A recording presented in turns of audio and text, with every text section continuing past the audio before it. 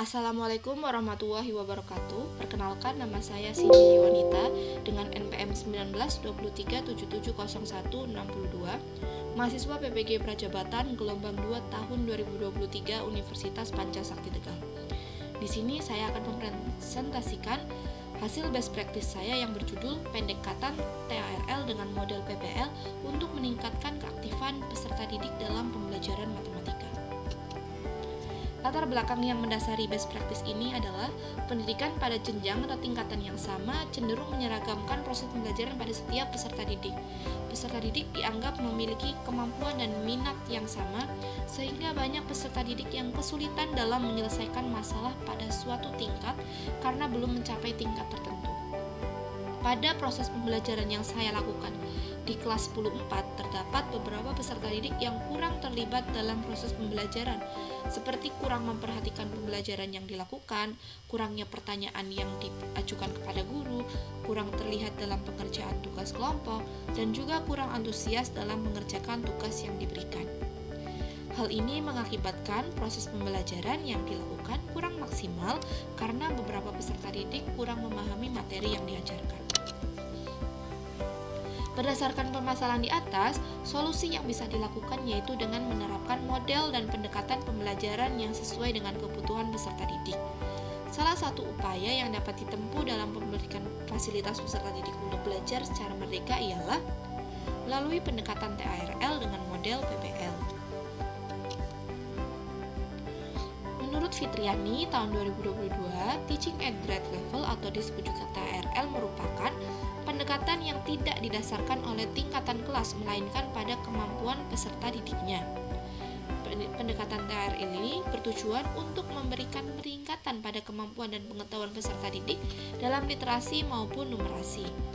Nana Sujana 2004 halaman 61 menyatakan keaktifan siswa dapat dilihat dalam hal 1. Turut serta dalam melaksanakan tugas belajarnya, 2. Terlibat dalam pemecahan masalah, 3. Bertanya kepada siswa lain atau guru, 4. Berusaha mencari berbagai informasi yang diperlukan untuk pemecahan masalah, 5. Melaksanakan diskusi kelompok sesuai dengan petunjuk guru, 6. Menilai kemampuan dirinya dan hasil yang diperoleh, 7. Melatih diri dalam memecahkan masalah atau masalah yang sejenis, 8. Kesempatan menggunakan atau menerapkan apa yang diperoleh dalam menyelesaikan tugas atau persoalan yang dihadapi.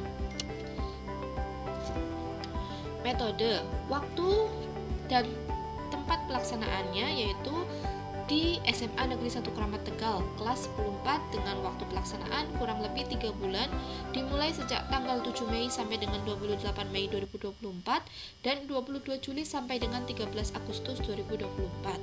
Subjeknya adalah peserta didik kelas 10-4 SMA Negeri 1 Kramat. Prosedur atau langkah yang saya lakukan dalam best practice ini adalah yang pertama melaksanakan tes diagnostik untuk mengetahui kemampuan awal peserta didik.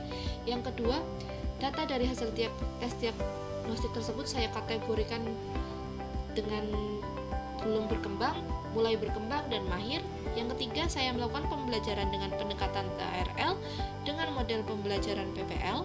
Yang keempat, melakukan penilaian observasi sikap secara langsung saat proses pembelajaran untuk mengetahui keaktifan dan partisipasi peserta didik dalam belajar.